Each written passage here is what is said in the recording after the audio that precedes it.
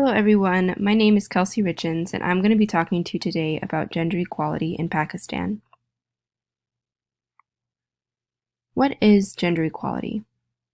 Gender equality is achieved when women and men enjoy the same rights and opportunities across all sectors of society, including economic participation in decision making, and when the different behaviors, aspirations, and needs of women and men are equally valued and favored.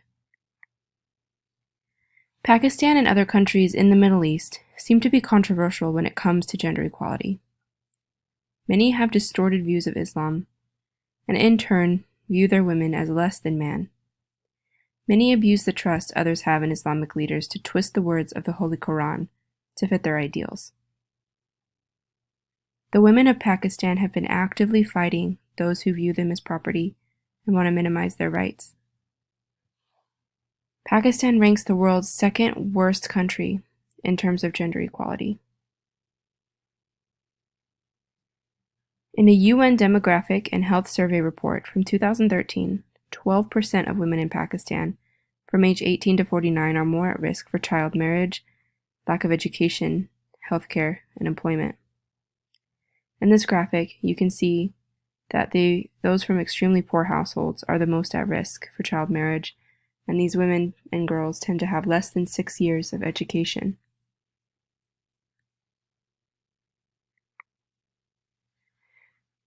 Pakistan has the world's second highest number of children, more than 5 million not attending school. More than 3 million of those who aren't in school are girls. Girls in rural areas face many issues when it comes to their school studies. After the shooting of Malala Yousafzai, Pakistan responded and pledged millions of dollars to improve girls' education. In a quote from Nargis Sultana, "The lack of democracy and feudal practices of Pakistan also contribute to the gender gap in the education system. Women play a reproductive role within the confines of their home, which leads to the belief that educating women holds no value."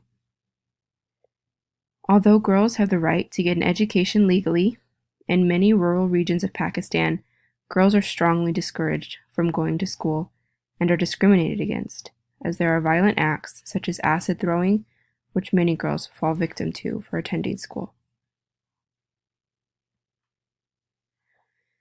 In this graphic, you can also see that those more at risk of being disadvantaged in healthcare are those in extremely poor situations. A quote from this report says, "These women were not only married before the age of 18 and education poor, they also reported no agency in healthcare decisions and said they were not working at the time of the survey." This report also found that 79.8% of the women lacked access to clean cooking fuel, and a quarter of those women are deprived of sanitation services. 7% lives more than 30 minutes from the closest water source. Today, more women are participating in the labor force and have more access to health and education services than in previous years. Today, 1/5 of parliamentary seats are actually held by women, and they have a strong representation in politics for women in the South Asia countries. This is wonderful progress, but there is still a lot to do, and they have a long way to go to get their rights to where they should be. Half of Pakistan's population is women, yet they only make up 22.7% of the workforce, and very few have also been to secondary school. In Pakistan, discrimination against women begins at birth. A boy is considered more important than a girl and is more often celebrated at a grander scale than if a girl was born. Girls will receive restrictions at all of life stages.